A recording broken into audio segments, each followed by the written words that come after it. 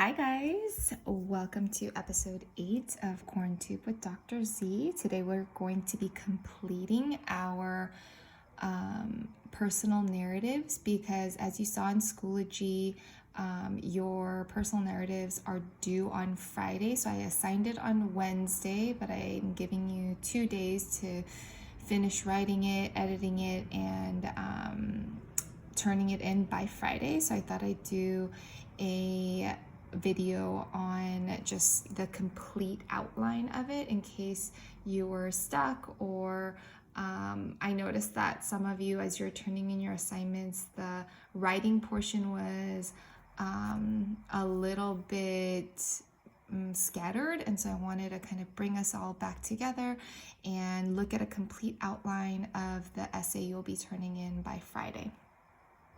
All right, so here we go. We're starting from the beginning, which we call the introduction. Here, we're going to say that we're starting our introduction with some sort of hook or a lead. We call it a lead because it's going to lead us into the body paragraph, okay? Body paragraph. So an introduction or the hook in the introduction can be written with any of these strategies. So the first one is a sound effect. Second is dialogue.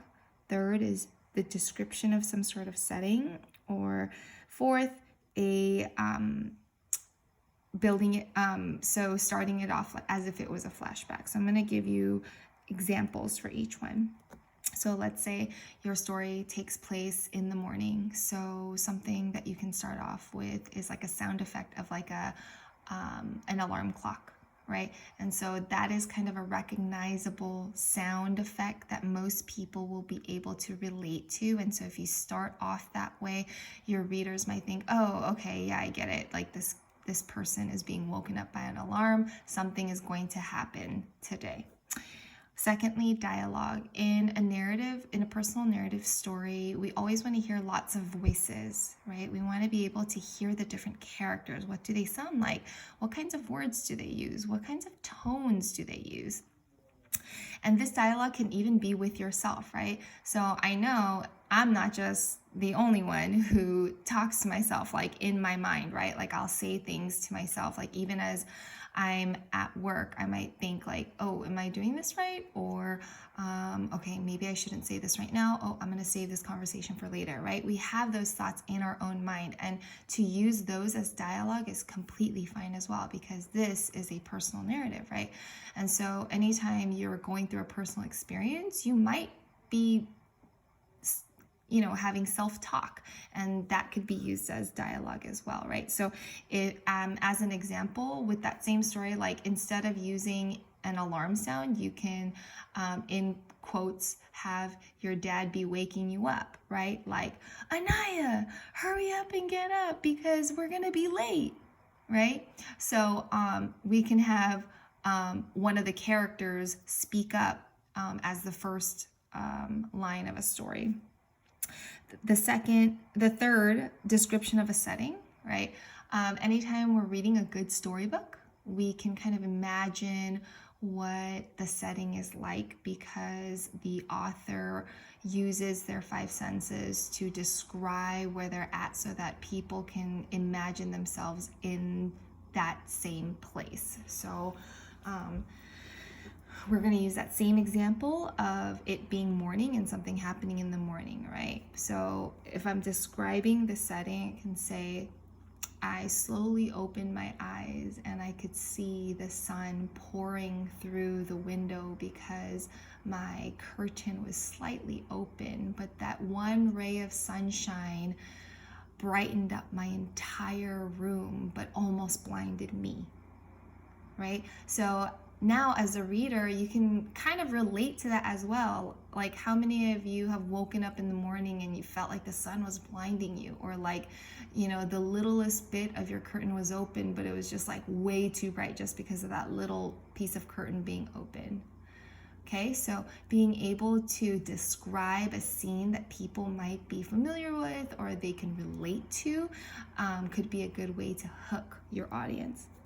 And lastly, setting it up as if it was a flashback. So one way that you can start your story off is by saying something like, it was the summer of 2012, and I remember the morning being warm already, maybe about 80 degrees, and I heard my dad cooking breakfast, right? So notice how I didn't, I'm not acting as if it's happening now, but I'm acting as if I'm thinking back, like it's a flashback of what happened, and then being able to kind of tell the story in that perspective, as if you had flashed back to that moment.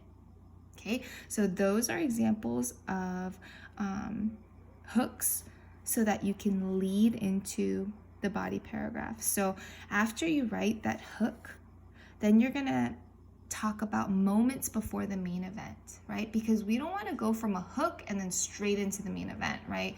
Like as if you're watching a movie, they don't start with like the opening scene and then cut directly to the climax of the movie. No, there's some build up there, right? So in that same sense, you are going to build up to the main event, which then leads us to the body of our story. I'd say the introduction is just a paragraph. It could be more than one paragraph, and that's totally fine as well, but we don't want to drag it out too much because it's not like we're writing a novel, right? We're writing an essay, and so I'd say the introduction could be a paragraph, and the body could be from 3 to 5 paragraphs. Now, I put a star here because this is like the meat of your essay. This is where the majority of the writing should go. And so that's why it could be anywhere from 3 to 5 paragraphs. Again, it could be more, but remember, we're focusing on a small moment. And so it doesn't have to be like 10 or 12 paragraphs long. Okay, so this is the part in which we call it the slow-mo portion of your personal narrative. If you recall me saying that you are stretching out that small moment as if it was moving in slow motion, like we've seen in movies, how directors do that. They slow down a scene so that we can see every single detail, motion, person in that scene, because that's how important it is, right? So when directors ask for scenes to have slow motion, it's because the director wants people to notice the details of it. So in that same sense, you as the author, you are going to put this section in slow motion because you want your reader to be able to absorb all the details of it. Okay, so remember to use all 5 senses when you're giving details of your small moment. You're going to also include your feelings at the moment. So you're not going to just describe what's happening, but you're also describing how you are feeling about the moment as well. And lastly, as I mentioned in the introduction, dialogue is a huge component of personal narrative. To be able to understand the characters, we have to be able to hear the characters. We have to be able to kind of know what they might say and how they might react to be able to really understand them.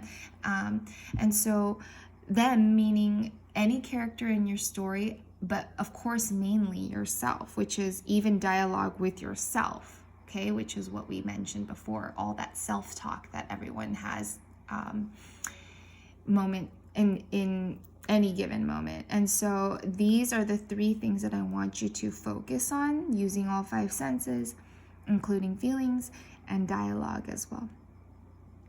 And finally, moving on to the conclusion. So a conclusion in a narrative is different from a conclusion in an expository text or an expository writing, right? Like an informational writing. A narrative story conclusions are not just summarizing the story.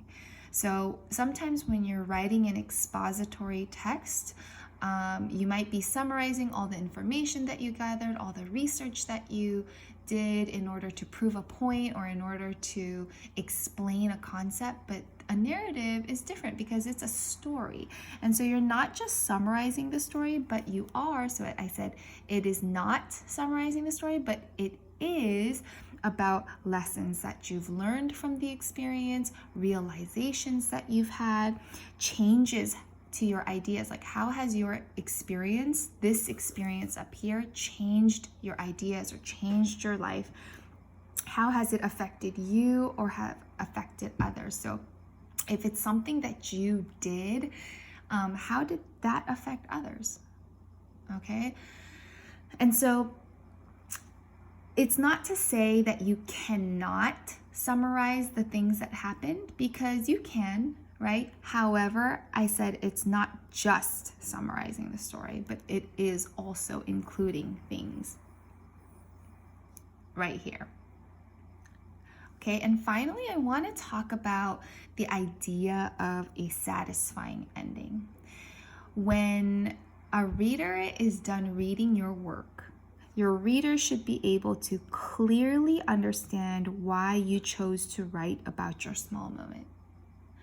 At the end of your story, if your reader's like, okay, that's really not the reaction we want from a reader who just read about this important time in your life or this important event or experience in your life, right? We want the reader to be like, wow, that really changed them, or even, wow, because they went through that and they learned all of these things, I feel like I've learned something as well, or I feel like I want to apply it to my life as well, right? As you're writing something that is profound in your life, you want the reader to feel that as well. So sometimes in class, not sometimes, but often we discuss, what is the author's purpose, right? Why do you think the author wrote what they did? In this case, when you have a satisfying ending to your story of your super important small moment, we want the reader to be able to know your purpose because you are the author. And if the reader is unable to identify the purpose in which you wrote this, there might be something missing. I encourage you to finish writing it, read it to yourself, and then read it to your family members, your brother, your sister, aunt, uncle, grandma, grandpa, mom, dad, whoever you live with. And at the end, I encourage you to ask them, so why do you think I wrote this story? And if your reader or your listener in this case is like, I don't know, then I want you to go back and look at your narrative story and think, I wonder what else I can add to help my reader really understand why I might have written this story. You might have to make edits to the introduction, to the body, or to the conclusion to help your reader understand that. But I think once you're done and you get some feedback from your reader or your listener, you'll be able to go back and make some edits so that you can have a satisfied reader. All right, this was the end of our episode today. I know that there was so much information. I've done this in parts, but today was kind of a review on everything you're supposed to do so that you can turn in a complete product. What I'm going to do is I'm going to take a photo of my paper and I will post it on Schoology along with the link to this video. Okay, so you can look at the photo of this outline as I'm talking, as you're watching this video, so that you can follow along and make notes or whatever that might be. Okay, I hope this was helpful. As always, leave comments to ask questions or clarifications about anything you're supposed to do. And remember that this essay is due on Friday. So one of your assignments for Thursday's assignments will be this essay, and it will be due on Friday. So on Friday, you're not going to see it in the assignments, because on Friday, you're going to have a whole new set of assignments. The last time you'll see this assignment is on Thursday's list of assignments. Okay, so again, as soon as you see the assignments in the morning, please add to the comments so that you can get clarification before you submit. All right, that is all. I will talk to you all soon. Bye-bye.